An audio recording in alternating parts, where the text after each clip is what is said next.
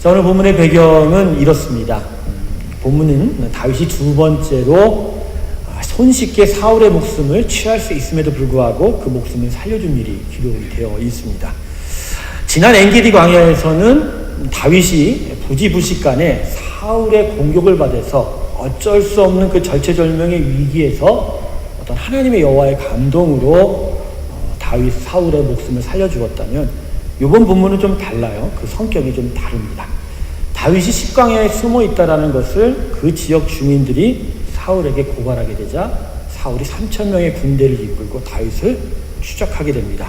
하지만 다윗은 이미 저번의 경험을 통해서 여러 정탐꾼들을 자신이 숨어있는 곳 그 주변에다 숨어놓고 자신을 추격하는 자가 누구인지를 이렇게 살펴보았던 것 같아요. 그래서 이내 정탐꾼을 통해서 사울이 여러 군사 3,000명에 되는 큰 무리를 이끌고 다윗을 쫓고 있다는 것을 이미 알게 되고요. 그래서 계속적으로 사울의 그 추격의 움직임을 자세하게 파악하게 됩니다. 그래서 사울이 그 군대들과 함께 십광야 어느 곳에서 야영을 하던 밤에 오히려 이번에는 다윗이 잠든 사울에게 직접 가서 그에게 경고를 하는 장면이 바로 오늘 본문의 기록입니다. 다윗은 아주 절호의 찬스를 얻게 됩니다. 이미 움직임을 파악한 상태에서 전번 엔게디 광야 그 광야의 불에서처럼 부지불식간에 당하는 그런 사건이 아니라 모든 움직임을 파악한 상태에서 아주 손쉽게 사울의 목숨을 취할 수도 있었던 그런 상황이었던 것이죠. 하지만 다윗은 사울의 몸에는 손도 대지 않고 그저 그가 갖고 있었던 창과 물병만을 가지고 그의 곁을 떠나게 됩니다. 하지만 손쉽게 목숨을 취할 수 있었던 사울의 몸에 손을 대지 않았다고 해서 그냥 그대로 사울 왕을 보내지는 않습니다. 새벽이 밝았을 때 야영지부터 좀 거리가 떨어져 있는 정상에서 사울을 향하여 소리쳐 부르게 되죠. 그리고 사울 왕을 향하여 소리치며 꾸짖게 됩니다. 사울 왕이 행한 악행을 고발하고 자신은 하나님의 은혜 안에서 의로움을 행하고 있다라고 선언하게 됩니다. 결국 사울은 이러한 다윗의 선포 앞에서 자신의 잘못을 시인하게 되고 다윗을 쫓는 일을 그만두고 군사를 되돌려 자신의 길로 되돌아가게 됩니다. 이게 오늘 본문의 배경이 됩니다. 오늘 본문은 쫓기는 자의 당당함과 쫓는 자의 비굴함을 기록하고 있습니다. 그리고 쫓기는 자가 그 험악하고 연약한 상황 속에서도 쫓는 자의 악행을 아주 담대히 질책하고 있는 것을 우리는 살펴볼 수 있습니다. 당당하게 선과 악을 분명하게 구분하며 그리고 쫓는 자의 그 악행을 아주 분명하게 꾸짖고 있는 모습을 살펴볼 수 있는 것이죠. 저는 오늘 본문을 읽으면서 일종의 쾌감을 느꼈어요. 말할 수 없는 어떤 쾌감, 그 가슴 속에 뻥 뚫리는 그런 쾌감을 느꼈어요. 거대한 힘을 앞세워서 약한 자를 쫓고 핍박하는 사울의 악행에서 그 악행에 이기지 못하여 쪼그라들고 움츠러드는 그런 다윗의 모습이 아니라 비록 쫓기고는 있지만 오히려 쫓는 자 사울 앞에서 당당하게 대항하는 다윗의 모습을 통해서 하나님의 살아계심을 이 본문 속에서 느꼈습니다. 할렐루야. 우리가 항상 이 세상의 거대한 힘 앞에서 언제나 부딪힐 때마다 연약함을 느끼고 그 연약함 앞에서 마음이 작아지고 쪼그라들고 그래서 그 앞에서 비굴하게 구는 일들이 너무나 허다한데 오늘 이 다윗의 모습을 통해서 볼 때 정말 하나님의 그 살아계심을 믿고 그 믿음으로 그 거대한 세상 앞에서 당당하게 맞서는 이 다윗의 모습. 이거는 역시 골리앗 그 거인을 무너뜨린 그 작은 소년 다윗 바로 그였다라는 것을 그래서 그 안에서 결국 하나님은 살아계시다는 것을 마음속에 깨닫게 되고 그것이 오늘 이 본문을 읽을 때 내 마음에 아주 놀라운 쾌감, 너무나 큰 기쁨을 우리에게 주었다라는 것이죠. 저는 오늘 이 기쁨을 여러분과 함께 나누기로 주님을 축원합니다. 예수 믿는 우리 믿음의 사람들의 괴로움이 무엇일까요? 그것은 무엇보다도 거대한 세상의 힘을 이기지 못하고 번번이 그 앞에서 고개 숙이는 일이 아닌가요? 그래도 한번 믿음의 삶을 살아보겠다라고 그렇게 마음의 의지를 정하고 결정을 하고 선택을 해서 그렇게 나의 일상의 삶 속에서 자꾸만 이렇게 살아가려고 하는데 번번이 그 앞에는 거대한 장애물과 장벽이 가로막아 있어서 나의 그 믿음의 길을 가로막고 그리고 우리 그 가로막는 것뿐만 아니라 나의 마음을 매우 좁게 만들고 작아지게 만들고 쪼그라들게 만드는 거 아니겠습니까? 세상에 대해서 그럴 때마다 우리는 고개를 숙이죠. 그럴 때마다 더 아픈 일이 발생합니다. 왜냐하면 그 세상의 장벽들은, 그 장애물들은 그렇게 세상에 대하여 고개를 숙이는 우리에게 항상 이러한 조롱의 소리를 내뱉습니다. 너희가 세상을 알아? 라고 이야기하지 않습니까? 너희가 세상의 매운맛을 알아? 그죠? 너희가 세상의 그런 힘든 맛을 알아? 참 너희가 꿈 하나는 야무지구나. 어찌 너희의 그런 연약한 마음으로 이 세상의 장벽을 이길 수 있다고 너희가 생각하느냐? 라고 그렇게 조롱하지 않느냐는 것이죠. 믿음의 삶 속에, 정말 믿음의 삶을 살아가려고 하는 우리의 삶 속에 다가오는 가장 큰 아픔이 바로 이러한 세상의 조롱, 이 세상의 무시, 이런 세상에 우리를 깔보는 이런 소리들이 아닌가요? 여러분들은 아마 그렇게 싸우지 않는가 봅니다. 다른 것으로 싸우니까 그런 조롱의 소리를 안 듣고 있지 않을까? 세상은 항상 우리들에게서 이렇게 비웃죠. 도대체 너희들이 누구이간데 감히 이 거대한 세상을 이기겠다고 생각하고 있지? 올라가지도 못하려면 아예 쳐다보지도 말라는 말도 니들 모르느냐? 너희는 어리석다라고 비웃죠. 하지만 하나님께서는 분명히 하나님의 백성은 세상을 이긴다라고 말씀하셨습니다. 요한일서 5장 4절의 말씀 볼까요? 대저 하나님께로 난 자마다 같이 읽습니다. 세상을 이기느니라. 근데 어떻게 이긴다요? 세상을 이기는 이것이니 뭐라? 우리의 믿음이니라. 할렐루야. 다시 한번 읽을까요? 시작. 대저 하나님께로 난 자마다 세상을 이기느니라. 세상을 이기는 이것이니 우리의 믿음이니라. 할렐루야. 좌우 옆분에게 축복합시다. 당신은 세상을 이기는 자입니다. 야, 오랜만에 아주 크게 얘기하셨네. 할렐루야. 확신이 들어가기 시작합니다. 할렐루야. 그래요. 하나님의 백성은 궁극적으로 세상을 이기는 자입니다.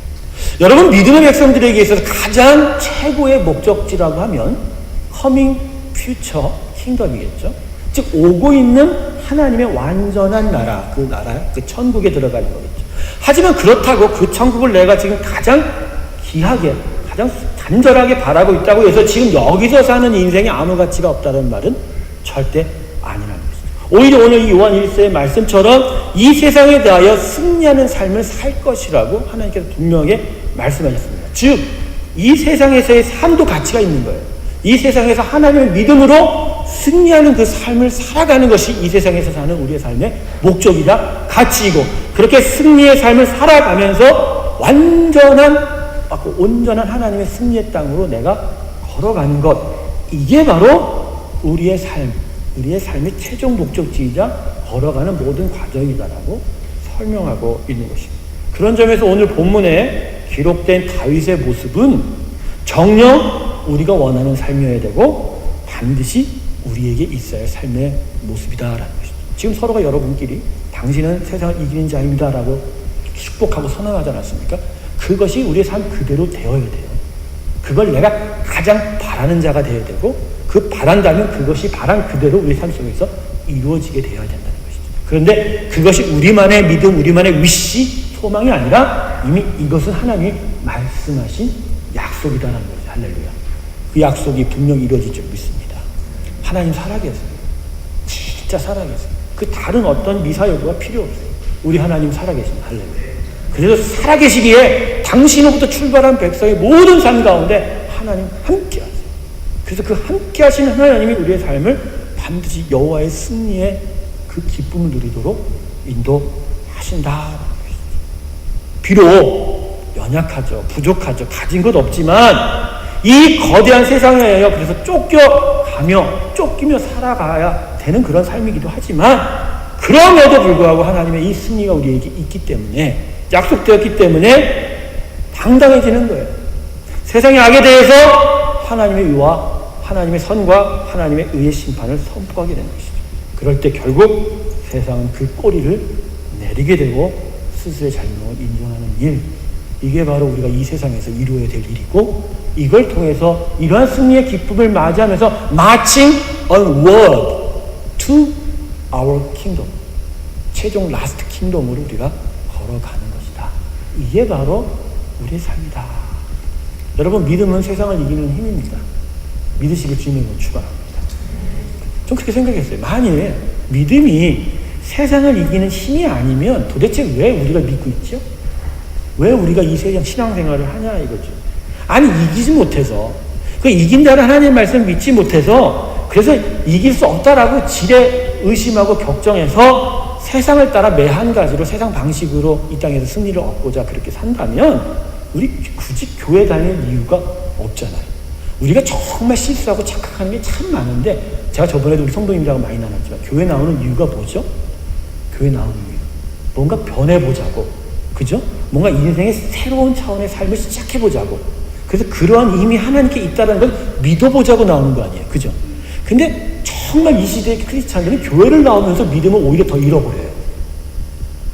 동의하시나요? 교회를 나오면서 목사의 설교와 말씀을 읽어볼 때마다 항상 더 마음에 쪼그라들어요. 이 왜 이런 일이 생기죠? 왜 그럴까요?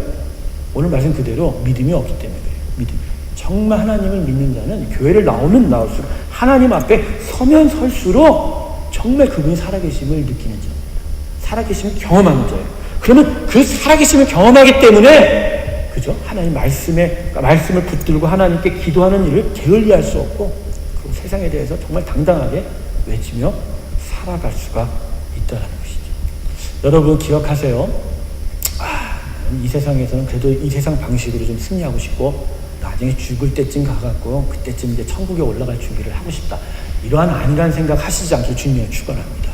왜냐하면요, 지금 이곳에서부터, 이 시간으로부터, 내 삶의 이 현재로부터 하나님의 천국을 맛보며 그 천국 속에 살아가야 하나님의 온전한 천국으로 이어지는 것이지, 하나님의 나라, 우리 인생은 절단되는 게, 분리되는 게 아니라는 거예요. 지금부터 기차를 타야지 그 기차가 내가 바꿔 타지 않아도 철로를 바꿔서 하나님의 기차로 올라가는 거예요. 언제 어느 순간에 내가 하나님의 천국 가는 그 정거장에 내가 쓰면 천국 간다라는 생각 버리시기 주님을 축원합니다. 하나님의 나라는 그렇게 오지 않는 거예요. 바로 이 순간에 여러분의 마음속에 오는 겁니다. 그리고 그 천국을 붙들 때 결국 그 천국을 통해서 영원한 하나님의 나라로 나아간다. 근데 결국 그 온전한 천국으로 나아가기 위해서 지금 내게 천국이 임했다는 것을 믿을 때, 그래서 그 천국을 있다는 것을 믿고 살아계신 하나님이 지금 나를 보호한다는 걸 믿을 때, 바로 그 믿음이 나를 세상을 이기게 한다. 할렐루야. 결국 우리가 세상을 이기지 못하는 것은 뭐라? 믿음이 없어서라고 이야기하는 것이죠. 그래서 오늘 저는 이 시간에 이 어떻게 다윗이 그 쫓기는 상황 속에서도 사울 앞에서 당당할 수 있는지를 이 믿음의 관점에서 좀 살펴보려고. 그 믿음이라는 것이 결국 이 쫓김을 당했던 다윗에게 있어서 어떠한 삶의 일들을 만들었는지를 살펴보면서, 우리가 믿음 하지만 그냥 그게 믿습니다라는 게 아니라 구체적으로 내 삶 속에 어떠한 일들을 가져다주고 어떠한 생각을 다시 품게 만드는지를 살펴보면서 정말 구체적으로 이 세상을 이겨가기를 저는 원합니다. 여러분, 세상을 이미 여러분 이기셨어요. 그걸 여러분의 삶 속에서 계속 적용하며 그 승리를 재생산해 나가는 일이 믿음의 삶이다. 할렐루야. 이미 하나님이 십자가에서 예수 그리스도의 이름으로 승리하셨거든요.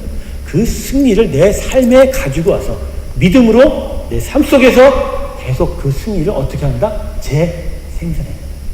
다시 반복하는 거예요. 그런 일들을 통해서 하나님의 살아계심을 끝까지 확신해 나아가면서 온전한 저 본향 나의 집으로 돌아가게 되는 것이다. 오늘 이 귀한 믿음의 승리의 축복을 여러분 가슴 가운데 간직하기를 주님을 축원합니다. 자, 그렇다면 이 믿음, 세상을 이긴 이 믿음은 이것이니 우리의 믿음이라 할 때 이 믿음이 과연 무엇일까? 저는 우선적으로 믿음은 자신을 누구로 대우하는가에 대한 문제라고 생각합니다. 믿음은 자신을 누구로 대우하는가. 본문 24절 한번 볼까요? 우리 같이 한 목소리 읽겠습니다. 본문 24절에 같이 읽습니다. 시작. 오늘날 왕의 생명을 내가 중히 여긴 것 같이 내 생명을 여호와께서 중히 여기셔서 모든 환난에서 나를 구하여 내시기를 바라나이다. 야, 오늘 뭔가 이상해. 분위기가 이상해. 낯설은 예수의 이름으로 명하노니 모든 미혹하고 흔들리는 영들 다 쫓아나갈지어다. 자, 24절의 말씀을 보면 다윗이 스스로를 누구라고 생각하는지가 분명하게 기록이 되어 있어요. 즉 사울왕 앞에 자신의 어떤 처지에 대해서 생각하면서 분명한 선포를 하고 있는 가운데 이 선포 속에는 자신을 누구로 여기는가가 즉 자아 존재의식이 숨겨져 있다는 것이죠. 첫 번째, 내 생명을 여호와께서 중히 여기셨다.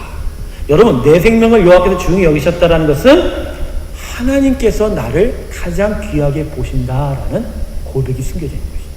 하나님, 다윗은 아는 거예요. 지금 하나님께서, 여호와께서 나를 정말 귀하게 여기고 계시다라는 것이죠. 그 하반절, 모든 환난에서 나를 구하여 내시기를 바라나이다. 그거는 하나님이 나를 귀하게 여기시기 때문에 하나님은 나를 항상 보호하신다. 할렐루야. 제가 지난주에 좀 설명하다가 약간 까먹은 게 있는데, 여러분이 하나님이 보호하시다라는 단어 히브리어가 카사르라는 단어인데, 이게 어떤 단어? 울타리를 치는데 가시덤불과 엉겅퀴로 울타리를 치다라는 얘기예요. 그래서 다윗, 야단과 하와를 에덴 동산에 쫓아내시고 생명나무를 지키기 위해서 화영감을 들으셨을 때, 그리고 그 아담과 다윗에게 주었던 엉겅퀴와 그죠? 가시덤불이 바로 이러한 의미다라는 것이죠. 근데 잘 생각하세요. 하나님의 엉겅퀴 가시덤불, 즉 어떻게 보면 우리가 보면 철조망으로 우리를 이렇게 보호하신다고 했을 때 그 철조망의 가시가 우리를 향하고 있습니까? 바깥을 향하고 있습니까? 오늘 정말 리스폰스가 안 되는, 저는 리액션을 좋아한다고 분명히 했어요. 부활절 수련회 앞에서 우리 연습 한번 합시다. 가시덤불이, 그러니까 그 철사 가시가 어디를 향하게 있습니까? 우리를 향하고 있는 게 아니라 바깥을 향하고 있다.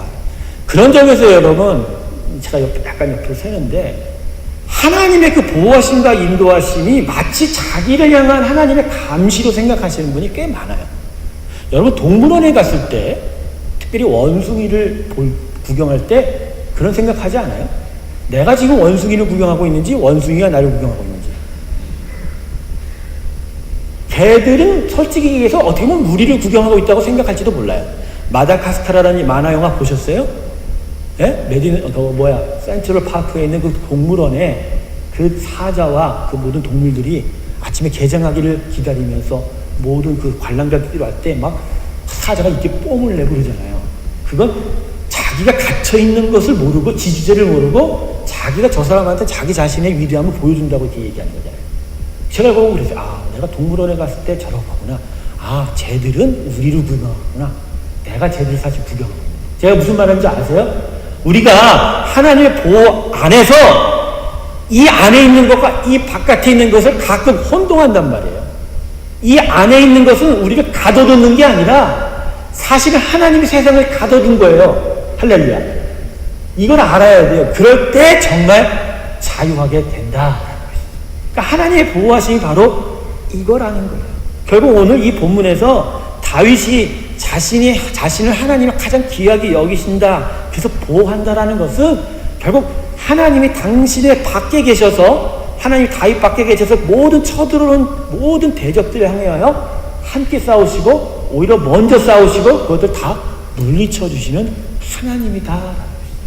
그게 바로 다윗이 가지고 있었던 자기 존재 의식이요, 자기 존재감이요, 그죠? 그것이 그 어떤 다윗의 자기의 어떤 존재에 기한 어떤 자각이다라는 것이죠.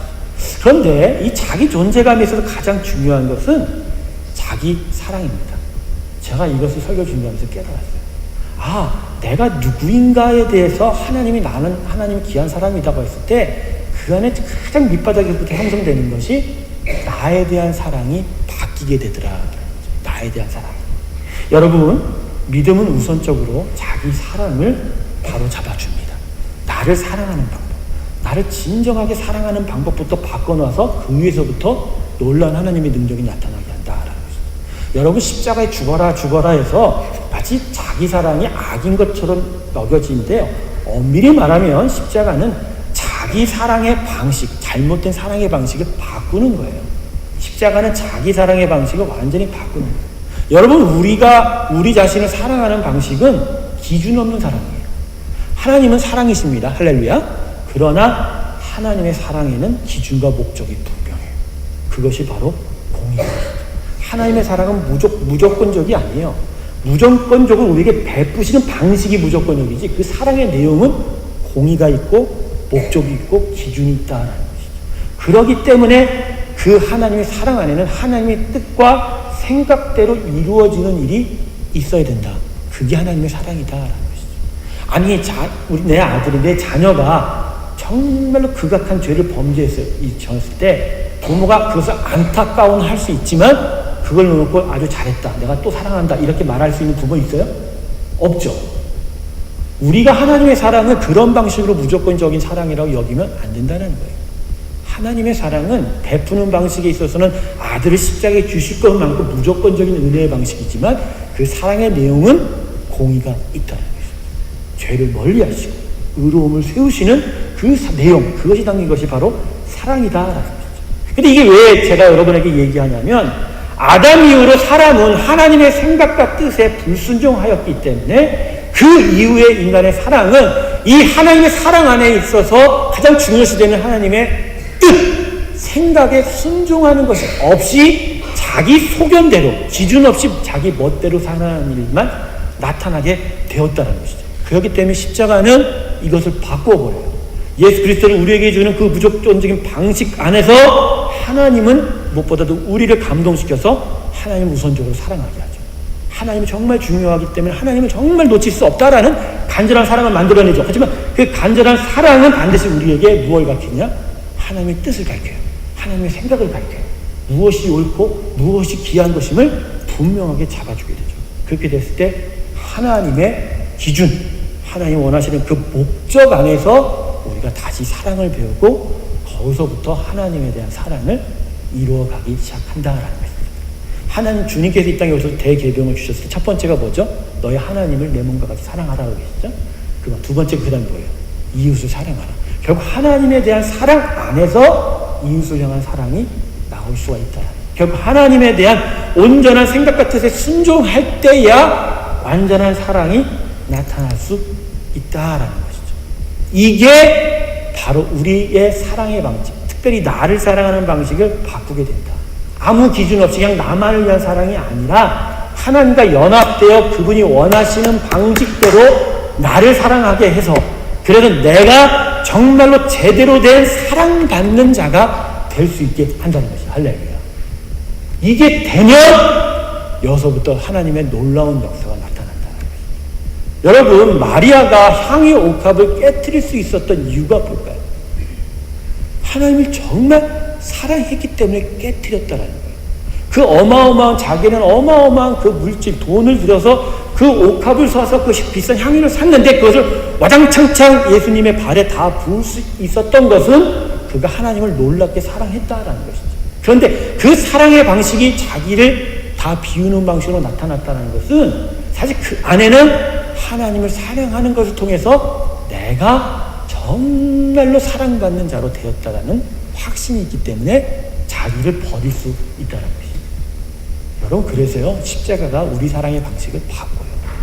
나를 먼저 사랑하고 내 것을 위해서 사는 방식으로 나를 사랑하게 하는 게 아니라 하나님을 먼저 찾는 것을 통해서 내가 그분 사랑 안에서 완전한 사랑을 받는다라는 방식으로 바꾸게 된다. 할렐루야. 깨달으십니까? 그러니까 우리의 사랑의 방식이 다 바뀌어야 되는 거예요. 다 바뀌게 되는 거죠.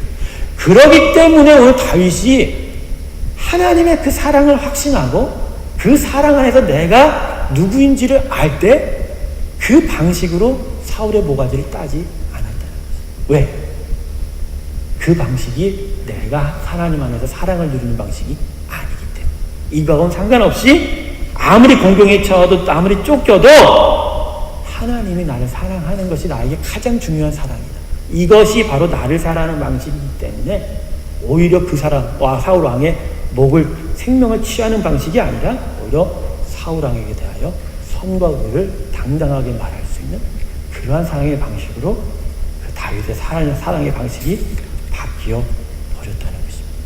그러므로 믿음은 하나님의 사랑의 능력을 확신한 것입니다. 할렐루야. 다시 더 따라서 합시다. 믿음은 하나님의 사랑의 능력을 확신하는 것이다. 그 사랑 안에서 능력이 나타난다.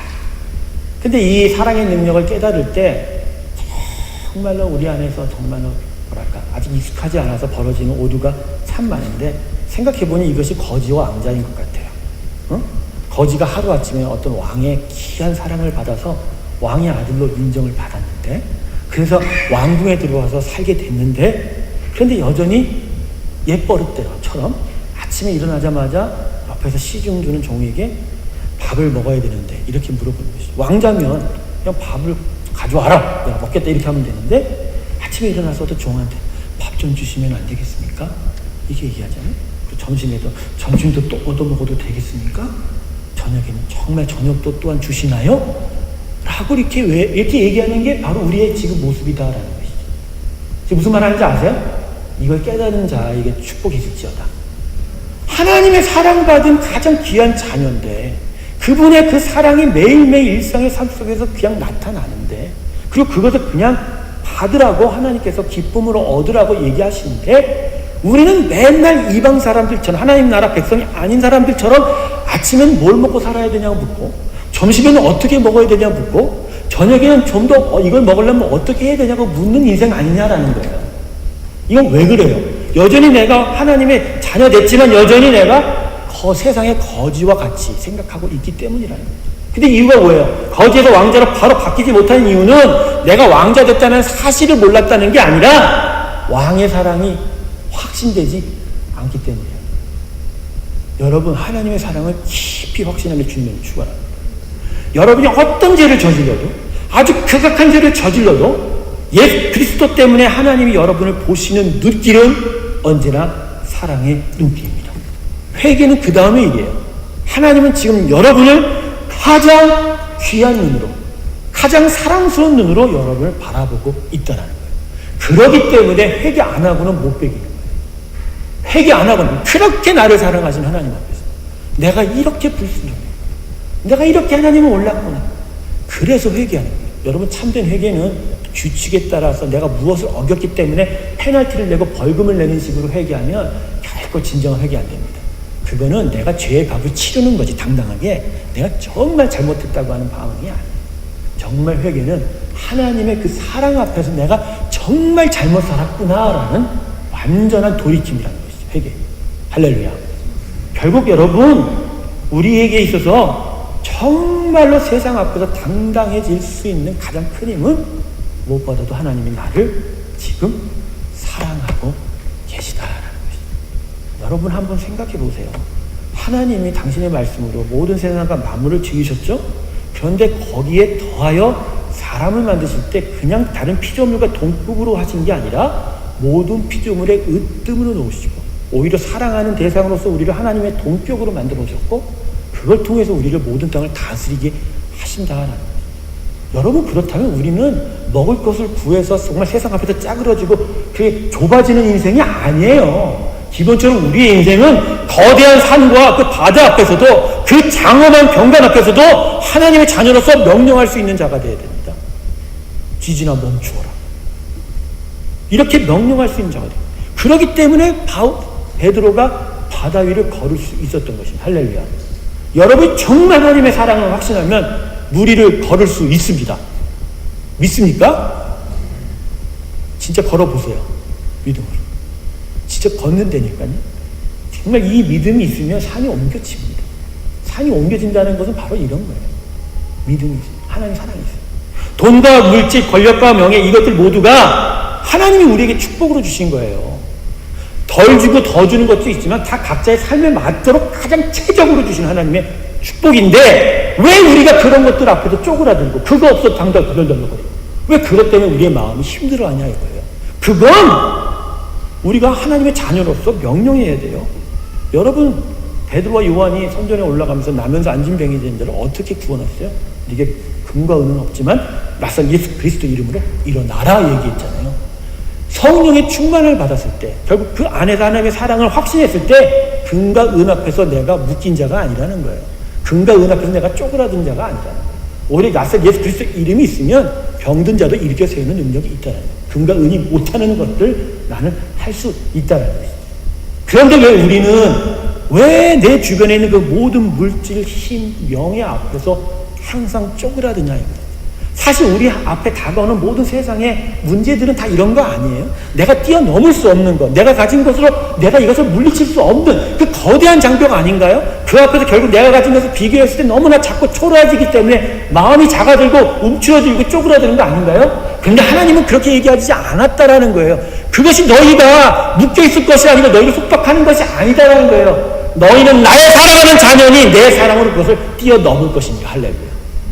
사랑이 있으면 내 키가 엄청나게 커져요. 내 인생이 엄청나게 커져요. 하나님의 사랑의 확신이 있으면 내 인생은 너무나도 커진 인생이 된단 말이에요. 장벽이 커져 보이나 하나님의 사랑이 있으면 그 장벽은 저리 가라요. 그것보다 훨씬 높고 크고 깊은 인생이 된단 말이에요. 그래서 그것을 오히려 뛰어넘을 뿐만 아니라 잠식하여 다 품고 넘어갈 수 있는 인생이 된다. 할렐루야. 그렇기 때문에 닉 부이치치처럼 손과 발과 모든 것이 다 없어도 세상 앞에서 예수 그리스도의 복음을 전하며 세상을 향하여 질책하며 예수 그리스도의 형제들에게 힘을 줄 수 있는 인생이 되잖아요. 어떻게 그런 사람이 될 수 있어요? 조건으로 보면 우리보다 더 못한데 하나님의 사랑이 그 안에 있어요. 그가 자살했었어요. 근데 하나님의 사랑을 느끼고 나서 다시 태어나서 그 사랑의 힘이 작은 그 육체를 엄청난 인생으로 만든 거예요. 그러니 그 앞에 있는 거대한 산과 바다와 모든 세상의 장벽이 이렇게 보이는 거죠. 그러니 넘어가는 정도가 아니라 밟고 지나가는 거예요. 아무것도 문제가 되지 않는다. 결국 우리가 누구냐? 결국 나를 누구로 대우하느냐? 여기에 따라서 내가 세상 앞에서 쪼그라드느냐? 세상 앞에서 당당해지느냐? 차이가 납니다. 할렐루야. 여러분이 누구라고요? 하나님의 자녀예요. 얼마나 소중한 자녀냐고요? 아들을 십자가에 죽이신 만큼 사랑한 자녀래요. 세상을 만드신 창조자가 나 대신 죽었다는 거예요. 그건 거꾸로 얘기해서 내가 창조주와 동급이라는 얘기 아니에요. 할렐루야. 하나님의 사랑의 크기가 얼마나 이렇게 큰데 내가 왜 세상 앞에서 쪼그라드냐. 나는 믿음 가진 사람들이 이런 당당함이 있었으면 좋겠어요. 어? 이 돈, 이 권력, 이런 쪼그라미 갖고서 이건 붙들어 살지 말고 그것보다 더 큰 어떤 하나님의 사랑, 그 믿음 안에서 정말 이 크고 깊고 넓고 높은 그 인생의 지경을 가지고 정말 하나님 나라를 향하여 묵묵하게 묵직하게 아주 돌파해 나가는 인생들이 지금 주님으로 축원합니다. 로마서 8장 35절 37절을 보면 그래요. 자막은 없죠?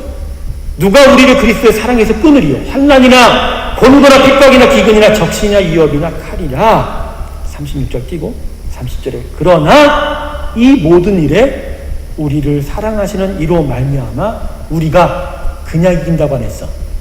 간신히 이긴다고 안 했어. 어떻게? 넉넉히 이긴다. 할렐루야. 우리를 넉넉히 이기신 하나님께 우리 다 감사의 찬양의 박수 드립니다. 할렐루야. 하나님의 사랑을 가지고 세상 앞에 당당히 서십시오. 돈 앞에서 당당히 서십시오.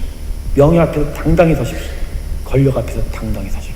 그런 것들 여러분을 향하여 자꾸만 움츠리게 만들고 작게 만들 때마다 거부하세요. 너는 나의 상대가 아니야. 나의 적수가 아니야. 오히려 너는 내가 사용할 것 뿐이야. 그것에 나를 마음을 공격할 때마다 예수 그리스도의 이름으로 물리치세요. 물리치세요. 그 세상에 어떤 것도 누구도 우리를 꼬꾸라뜨리지 못하고 움츠리게 못한다. 할렐루야. 그래서 여러분 믿음이 나 자신을 누구로 대하는가의 문제라면 그 다음은 이런 나 자신을 생각하는 내 존재감을 세상에 증명하는 방식으로 살아가는 것. 이것도 믿음입니다. 본문 19절 보실까요? 본문 19절 보십시다. 우리 같이 한번 읽을까요? 우리 같이 한번 읽어주세요. 시작.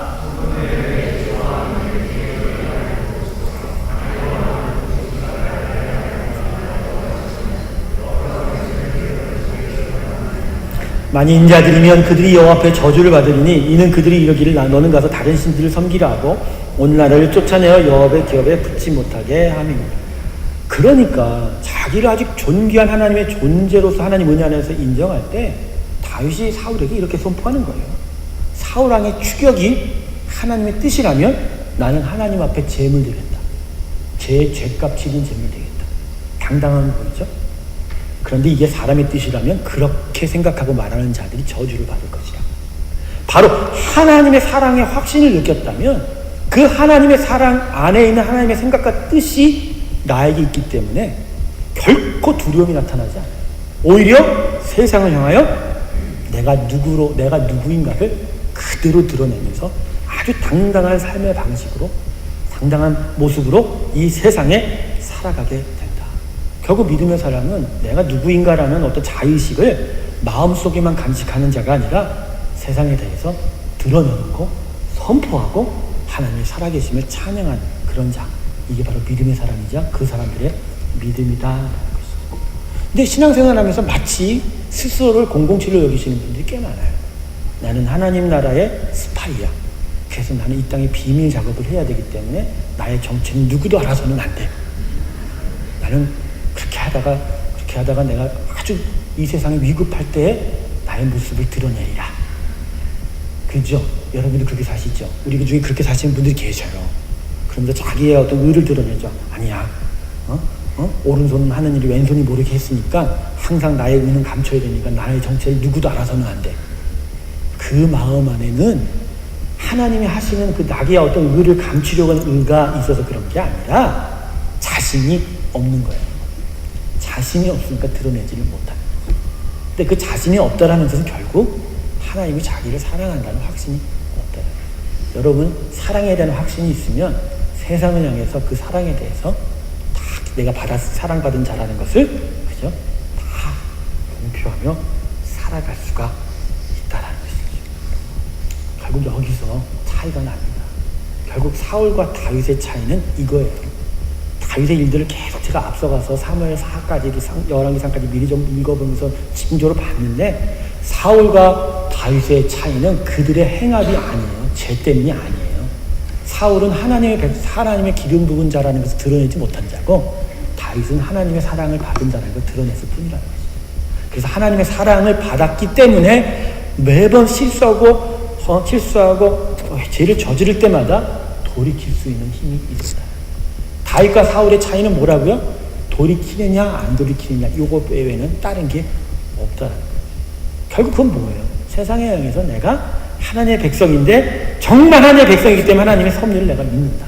하나님의 그 섭리대로 내 삶이 이루어질 것을 내가 믿는다. 그렇기 때문에 항상 자신의 일 가운데 하나님의 뜻을 순종하기 때문에 회개가 언제나 나타날 수 있고 돌이킴이 그렇죠. 창피한 것이 아니고 오히려 돌이킴을 통해서 새롭게 나타나는 일들에 대해서 더욱더 갈망하는 인생이 된다.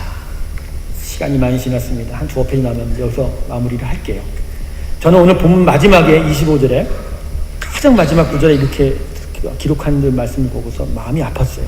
다윗은 자기 길로 가고 사울은 자기 곳으로 돌아가니라. 세상을 향하여 당당했던 다윗은 결국 하나님께로 갔지만 사울은 하나님께로 가지 못하고 여전히 세상에 사는 방식대로 여전히 돌아가고 있는 모습을 마치 이렇게 표현해주고 있는 것 같았어요. 사울에 대한 어떤 안타까움, 세상에 대해서 당당하게 하나님께서 축복하시고 여호와의 기름 부으셨는데도 불구하고 여전히 그 방식으로 살다가 멸망의 길로 가는 이 사울의 모습을 보면서 참 마음이 아팠습니다. 사랑하는 성도 여러분, 우리 삶은 상황과 조건에 달려있지 않습니다. 우리 삶은 하나님의 사랑의 힘에 달려있어요. 그래서 그 사랑을 얼마큼 크게 느끼고 확신하고 의지함에 따라서 여러분의 삶의 내용들은 그것대로 변하여 갈 것입니다. 작다고 낙심하지 마세요. 연약하다라고 슬퍼하지 마세요. 여러분이 약하고 연약하다 할지라도 강대하시고 전능하신 하나님이 여러분 안에 함께 하신다면 여러분은 그분과 연합할 때 하나님만큼 크고 하나님만큼 강하고 하나님만큼 놀라운 사랑의 능력을 갖게 될 줄 믿습니다. 이게 우리가 이 세상을 이길 힘이라는 거예요. 이 힘을 여러분이 마음속에 오늘 다시 한번 되새기면서 여러분의 인생 속에 나타나시길 주님의 이름으로 축원합니다. 기도하겠습니다. 감사하신 하나님 아버지,